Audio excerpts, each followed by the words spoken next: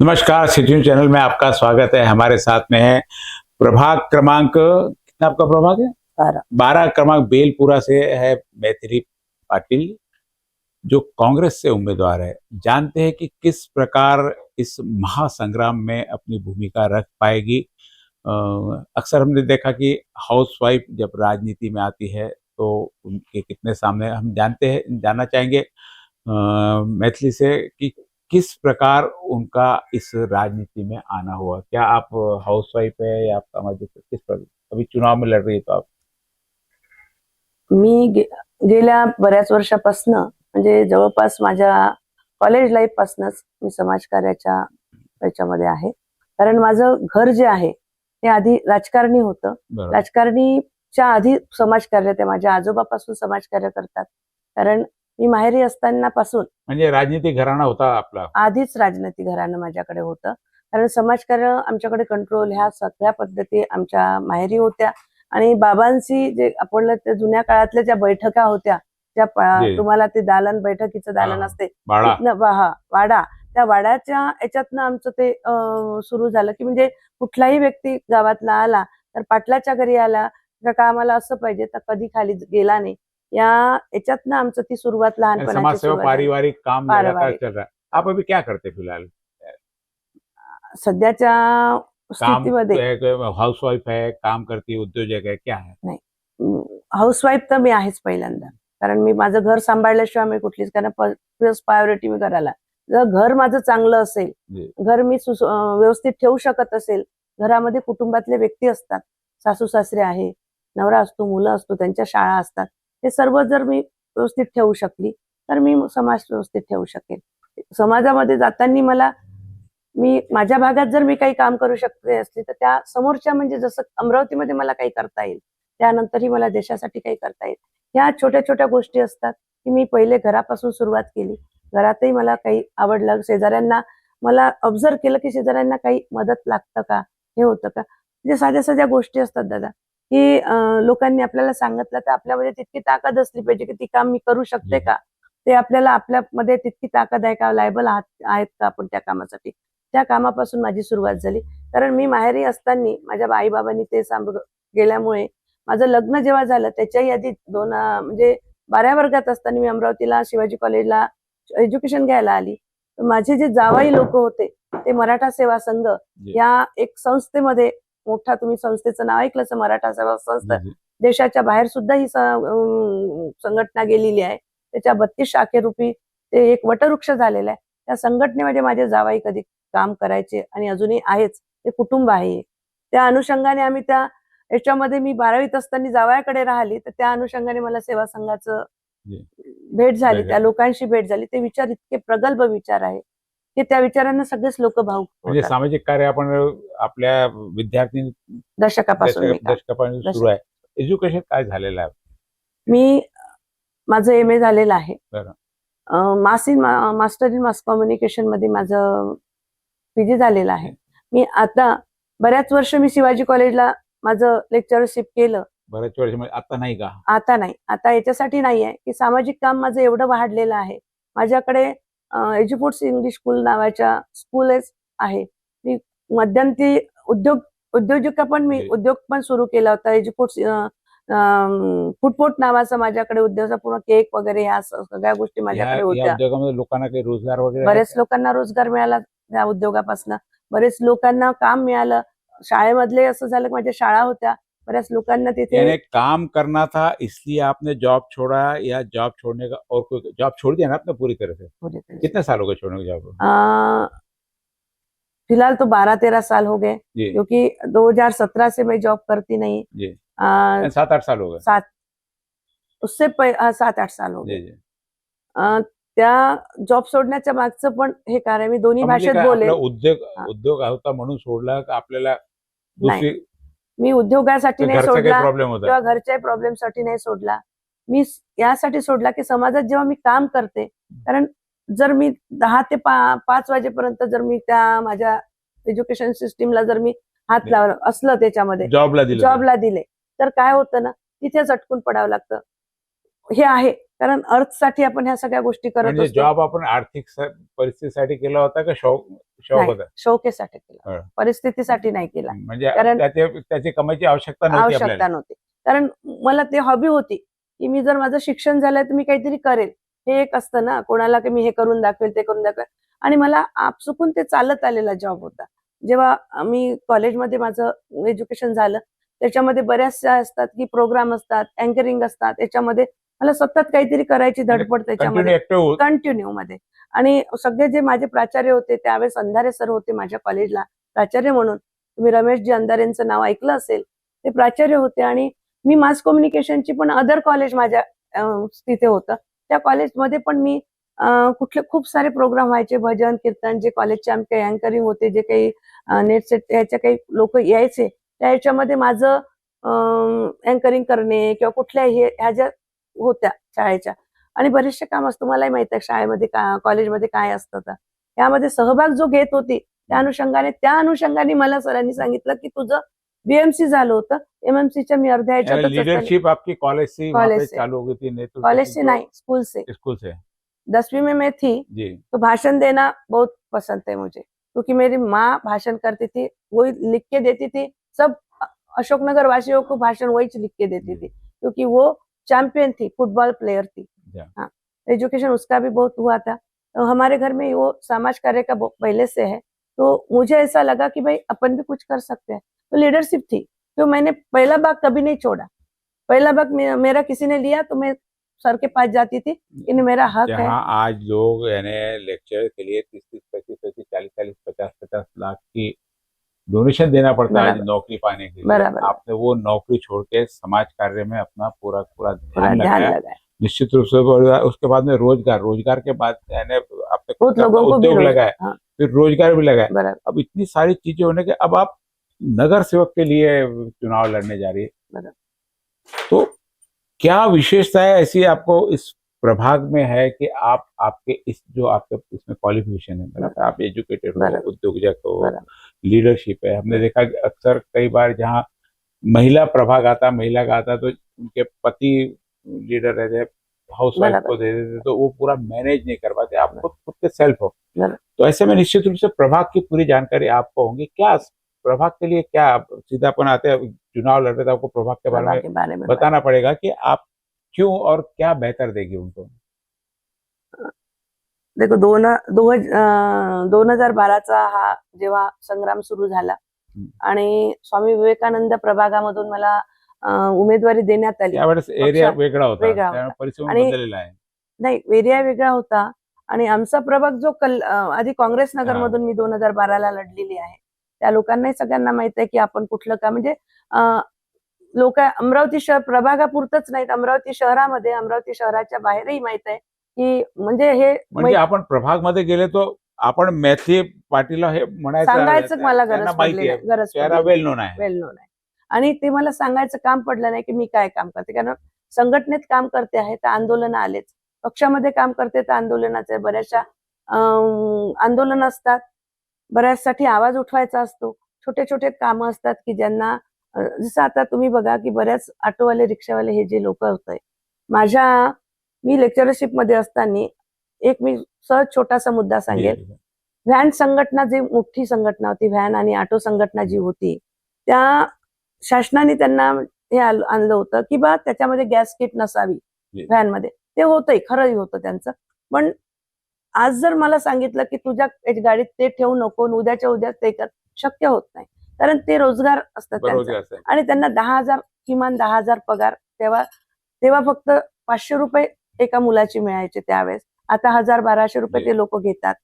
त्यावेळेस त्यांची तुम्ही परिस्थिती बघा, एका व्हॅन मध्ये किती लोक बसू शकतात, आणि त्याच्या 3 जरी टर्म केल्या, 4 जरी केल्या तर महिना किती पडू शकतो, त्यामध्ये तो 6 दिवसात ते सगळं करू शकेल का?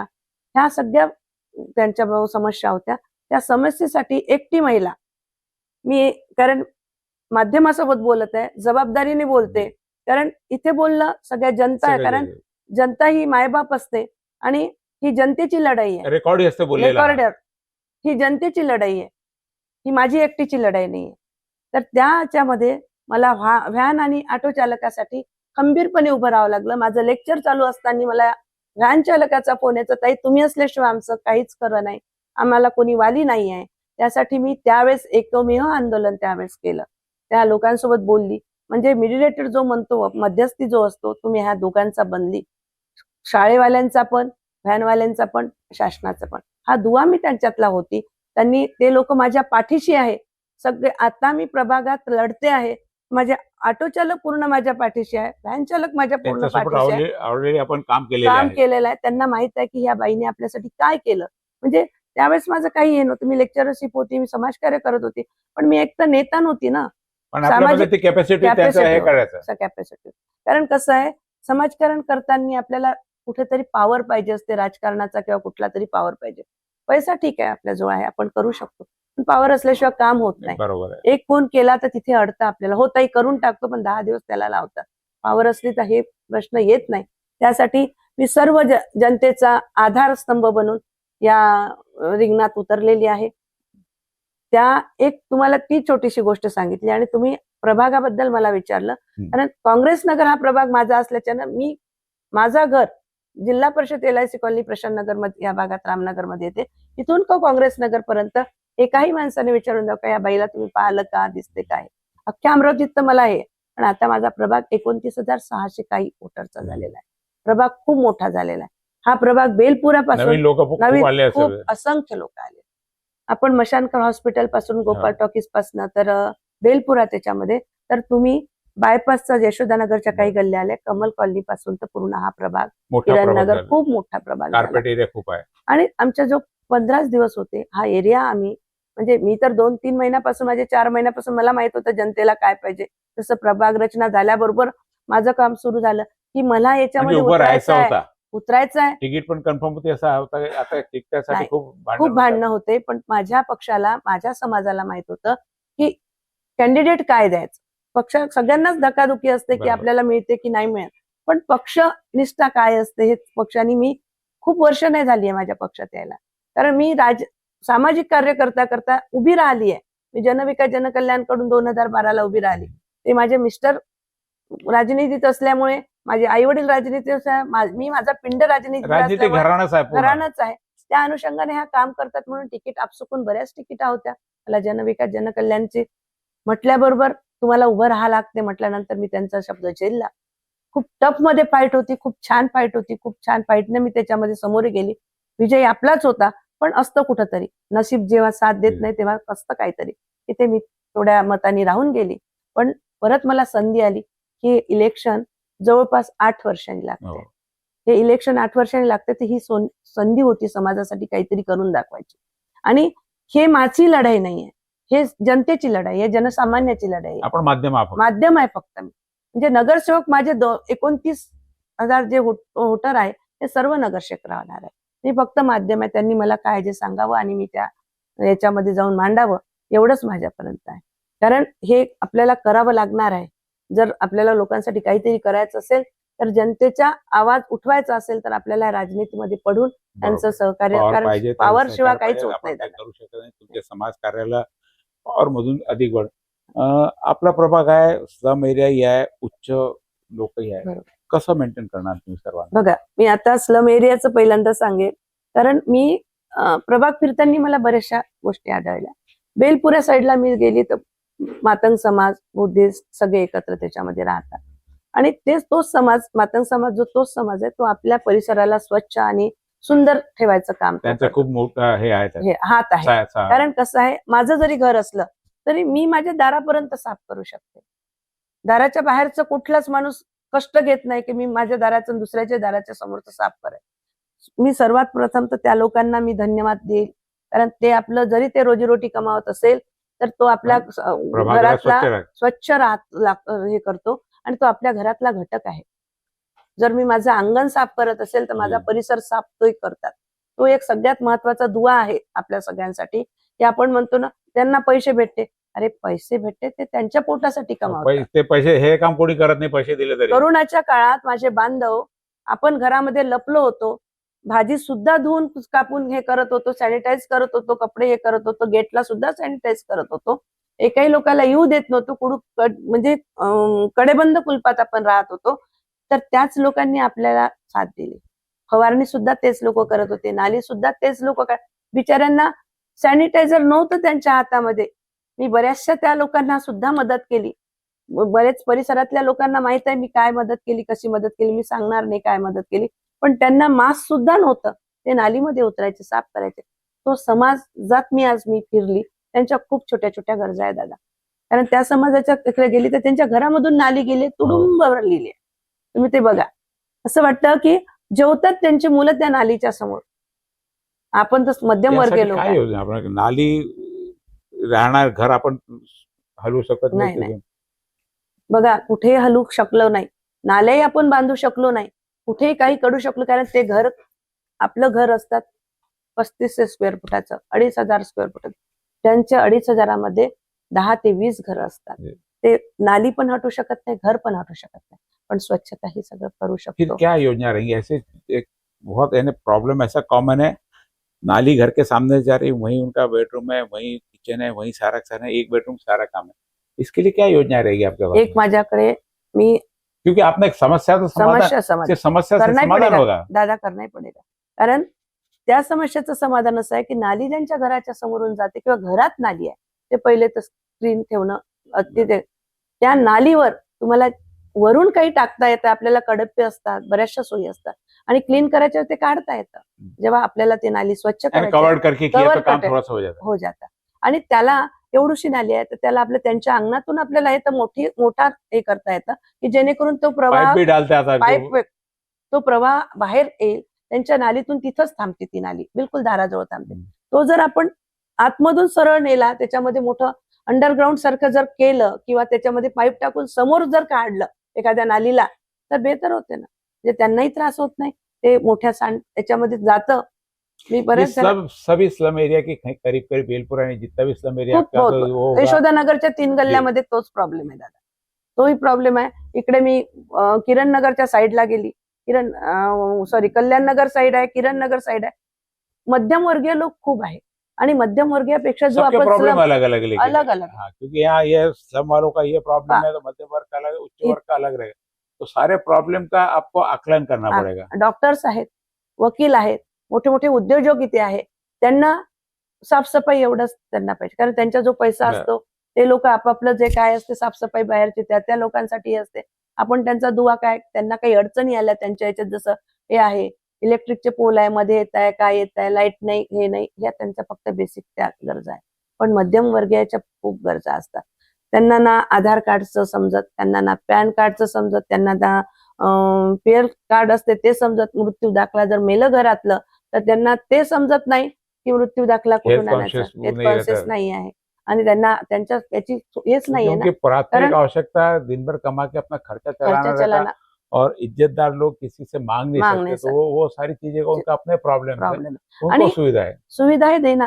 त्यांच्या तर घरामध्ये आरोग्याचे इतक्या प्रॉब्लेम आहे. आता सर्दी आणि खोकला आणि ताप याचे खूप ते आहे. तर कमिटीच्या जे काही दवाखाने इथे होते, सरकारने केलेले कमिटीचे दवाखाने होते, तुम्हाला आठवत असेल लहानपणी आपण कमिटीच्या दवाखान्यात जातो. ते लाल दवाई त्यांच्याकडे आज भी कारगर आहे. ते घेतले तर आपले लोक सुद्धा त्यांना म्हणते की ताई द्या ना तुम्हाला आणून थोडंसं आम्हाला ते. त्यांनी बसतं बरं खोकला. आता माझा आवाज गेला, मी एक टोकर घेतलं असतं तर माझा आवाज तो आला असता कडक. म्हणजे आपल्याला काय करावं लागतं, डॉक्टरांकडे जाऊन हे करावं लागतं. पण त्या काळचे जे काही सुविधा होती अत्यंत इंदिरा गांधीच्या काळात त्या झालेलं होतं. तुम्ही काँग्रेसच्या काळातही त्या सुविधा म्हणजे त्यांनी ते टिकून ठेवलं होतं. तर त्यांच्यासाठी जे छोटे मोठे दवाखाने असतात जे होते, त्यांना कसं परत सुरू करता येईल, त्या लोकांची गरज नीड आहे ती. कारण त्यांना स्वच्छता, मी बरेचसे कॅडर कॅम्प घेते त्याला, बरेचसे जसं म्हणतो आपण काउन्सिलिंग करणं, हे करणं, हे माझ्याकडे सतत सुरू असते. मी कुठला ग्रुप दिसला तर त्यांना विचारते तुमचा काय प्रॉब्लेम आहे. बरेचसे लोक तिथेच जेवतात, तिथेच हे करतात, तिथेच पापड करतात. त्यांना आपल्याला सांगितलं त्यांना पटतं ना. ताई हात धुतल्याने काय होतं, हे केल्याने काय होतं, तुमच्या छोटे छोटे डोळे का बरे येते, हे सांगायला कोणाला गरज नाही आहे, कोणालाच नाही. एक वेळा नगरसेवक आम्ही निवडून आलो की काहीही कशाची गरज नाहीये. कारण गाडी बसायला असते, रोड आमचे स्वच्छ असते, ठेकेदार आमच्या जवळ असते, सगळं आमचं बरोबर असते बिलकुल. तर नाव पाहिजे आहे नगर, फक्त स्वतःसाठी नाव, फक्त नगरसेवक असते. नगराचा विकास आमच्याकडून होत नाही. त्यासाठी मी कटिबद्ध याच्यासाठी असेल, कारण मी ह्या राजकारणात समाजकारणातून राजकारणात आले. जो शौक राजकारण लेकर आई आप, शौक लेके आई। मैं मेरे को ये नहीं है, व्यवसाय नहीं है। व्यवसाय नहीं है मेरा। कई लोगों ने राजनीति को व्यवसाय बना के रखा है। वो प्रेस्टीज के लिए राजनीति में आते, अपना कुछ कमाने के लिए राजनीति आते, उनके कुछ बिजनेस रहते, उनको राजनीति में से हेल्प चाहिए रहती, इसलिए राजनीति में। मुझे वैसा कुछ भी नहीं, मेरे घर में ना बिल्डर्स है, ना कुछ है, ना कुछ है। मेरे जो हस्बैंड वो लेक्चरर है, मैं भी थी, अभी उन्होंने भी वॉलंटरी ये किया, क्योंकि वो बोलते मुझे समझ में, वो लेखक है, वक्त है, सब कुछ है, समाज को पता है, वो समाज ब्रिगेड के सब है। उनको ऐसा लगता है कि कुछ मेरे हो गए, अभी निवांत बैठने का टाइम ऐसा है कि समाज को कुछ ना कुछ दे सकूंगी। देख, आपल्या भारतामध्ये, आपल्या अमरावती हा शहर तुम्ही ऐतिहासिक दृष्ट्या महत्वपूर्ण आहे। यामध्ये सांस्कृतिकरित्या सुद्धा तो ड्रेस आपल्या अमरावती खूप नावाजलेली अमरावती आहे। आणि यामध्ये संत, महात्मे, महापुरुष सगळेच येऊन गेले। जर कृष्णाच्या सीतामाई बद्दल आपण यांच्याबद्दल बोलतो, सीतामाई बद्दल आहे, कृष्ण इथे येऊन गेले त्याबद्दल आपण इथे बोलतो, तर आपले गाडगे महाराज, तुकडोजी महाराज हे संत सुद्धा आपल्या इथे येऊन गेले। बरेच मोठे मोठे लोक, बाबासाहेब इथे नाही येऊन गेले असतील किंवा असतील येऊन गेले, या धरतीला पाय लागले, पण भाऊसाहेब देशमुख याच अमरावतीची देण आहे। भाऊसाहेब देशमुखांचे जे शाळा कॉलेज आहे, सावित्री आईने आपल्याला शिक्षणाचं दालन उभं करून दिलं, त्यांनी दालन उभं करून दिलं नसतं, आपले ज्योतिबा फुले त्यांच्या पाठीशी उभे राहिले नसते, तुम्हालाही माहिती आहे हाल अष्टपेष्टा काय भोगाव्या लागल्या, तर आपल्याला शिक्षित नाही, मी इथे बोलूच नसते शकली कोणाच्या सोबत, शिक्षणच नसलं असतं तर मी बोललीच नसते ना। ह्या लोकांनी शिक्षण उपलब्ध करायसाठी त्यांचे हाल अपेष्टा तो आपल्याला सगळ्यांना माहित आहे। स्वातंत्र्यासाठी महापुरुष झटले नसते तर आपल्याला स्वातंत्र्य मिळालं नसते। कुठल्याच महापुरुषांनी असं सांगितलं नाही की हे जात एकाची आहे किंवा धर्म एकाचा आहे, आपण पाडलेले हे सगळे हे आहे। कारण शिवाजी महाराज सगळ्यांसाठीच लढले, ज्योतिबा फुले सगळ्यांसाठी शाळा ओपन केल्या, देश के लिए, इंसानियत के लिए। गांधीजीने कसं असं सांगितलं नाही की मी कशासाठी, नेहरूजीने असं सांगितलं नाही, की लाल बहादूर शास्त्रीने असं सांगितलं नाही, कुठल्या, स्वामी विवेकानंदांची आज जयंती आहे, मा जिजाऊंची आज जयंती आहे, दोन्ही सर्वप्रथम तर मी सर्व नागरिकांना या जयंतीच्या शुभेच्छा देईल, यांची दोघांची जयंती आज आहे, एकाच दिवशी आहे। हे दोघेही महापुरुष खूप मोठे होऊन गेलेले आहे, तर त्यांनी असं कुठेच सांगितलं नाही। बाबासाहेबांनी तर संविधान दिलं आपल्याला, त्यांनी असं म्हटलं का की हे संविधान एकटेच पुरतं आहे, फक्त हे संविधान हेच लोक, बुद्धिस्ट लोक किंवा हे लोकच करतील, तुम्ही लोक सगळे वंचित राहा, असं नाही केलं। म्हणून त्याच शाहू फुले आंबेडकरांच्या विचारधारेतून मी इथे समाजकार्य करत आहे। तर मला फक्त एकच करायचंय की समाजकार्य करताना राजकारणाची जोड आवश्यक आहे, माझ्या लोकांना पावर जरुरी आहे। तर त्यासाठी मी त्या महानगरपालिकेच्या दालनात जाण्याचा सुरुवात करत आहे। ये थे मैथिली पाटिल, एक बहुत अच्छी जॉब छोड़कर इन्होंने समाज कार्य को अपनाया, और समाज कार्य के साथ में जो जानकारी उपलब्ध है, लगातार बोल रहे, मुझे बोलने का काम भी नहीं पड़ा, अपने बारे में पूरा उन्होंने बताया कि किस प्रकार वो काम करना चाहती है। और यह राजनीति और समाज कार्य व्यवसाय नहीं बल्कि शौक है, बाहर की आर्थिक उनकी व्यवस्था अपनी अलग है। तो एक बिना किसी लालच के जब कोई समाज में आता है तो निश्चित समाज का सुधार उस समय होता है, और ऐसे लोगों की आवश्यकता होती है। अब मत, जातिगत समीकरण, पार्टी का महत्व और ये किस प्रकार से बैठता है, ये तो सारे प्रभाग वाले देखेंगे, लेकिन एक अच्छी उम्मीदवार जो हमने यहाँ पे अभी 10-15 मिनट में उनका सुना, एक जानकार जो उस प्रभाग को, जनता के दर्द को, सबकी आवश्यकता सब एक सरी की होती है, लेकिन वो जाननी चाहती है कि यहाँ पे मध्यम क्लास की अलग आवश्यकता है, स्लम एरिया की अलग आवश्यकता है, हायर क्लास की अलग आवश्यकता है, युवाओं की आवश्यकता अलग है, बच्चों की आवश्यकता अलग। इन सारी चीजों को मिलकर यदि इन चीजों की जानकारी ऐसा नगर सेवक चुनकर आता है तो निश्चित रूप से प्रभाग का भला हो सकता है। बस अब किस प्रकार जनता वार्ड में इनको सपोर्ट करती है ये तो वक्त बताएगा। एक अपील आप वोट के लिए कर लीजिए। आपको मैं सगळ्यांना मी एक निवेदन करेल की जे कुठे कोणी मला पाहत असेल, जे जनता मला पाहत असेल, ही लढाई फक्त जनतेसाठी आहे, ही लढाई तुमची आहे, माझी नाही। तुमच्यासाठी मला काहीतरी लढायचं आहे, ही लढाई तुमची आहे, या विचाराने तुम्ही मला, मी प्रभाग क्रमांक 12 मधून स्वामी विवेकानंद बेलपुरा या प्रभागामधून मी लढते आहे, तुमच्यासाठी लढते आहे. तर मी तुम्हाला एकच विनंती करेन सगळ्या जनतेला की मला बटन क्रमांक 3 या ओबीसी महिला मधून मी माझं नामांकन दाखल केलं. सगळ्यांना विनंती करेल की तुम्ही मला बहुमताने तर निवडून देताच आहे, पण मी लीड न कशी येईल. मी समाजासाठी काय असतं ना, जनता जर पाठीशी उभी राहिली तर हा खूप मोठा येऊ शकतो. तर मला फक्त निवडूनच नाही यायचं आहे, मला आपला महापौर आपला तिथे बसवायचा आहे, जेणेकरून तुमचे जे काही छोट्या छोट्या गरजा आहेत त्या मला पुऱ्या करता आल्या पाहिजे. मला काहीच पाहिजे नाही, मला माझं मानधन असेल मी ते सगळं तुमच्यासाठी दान करणार आहे, हा माझा शब्द आहे. आणि मला कुठलीच लालच नाही, कुठलंच नाही, पण मला तुम्हाला विनंती करायची आहे की तुम्ही मला भरघोस मताने निवडून द्यावं, एवढीच माझी विनंती आहे, कारण मला तुमच्यासाठी काहीतरी करायचं है। कि मैथिली पाटिल, फैसला आपका, इन्होंने अपना पक्ष रखा और बहुत अच्छे से रखा। और जो नगर सेवक के लिए उसमें क्वालिफिकेशन चाहिए वो तो है ही है, लेकिन पढ़ी लिखी कोई महिला यदि ऐसी सामने आती है, हमने देखा कि अक्सर महिलाएं पति के पीछे काम रहते कि उससे रिजर्वेशन है इसलिए चुनाव लड़ने, लेकिन खुद होके बाहर काम करके और महिलाओं के दर्द को समझने वाली महिला। फैसला आपका, आपको क्या करना है। बहुत बहुत धन्यवाद आपका। धन्यवाद।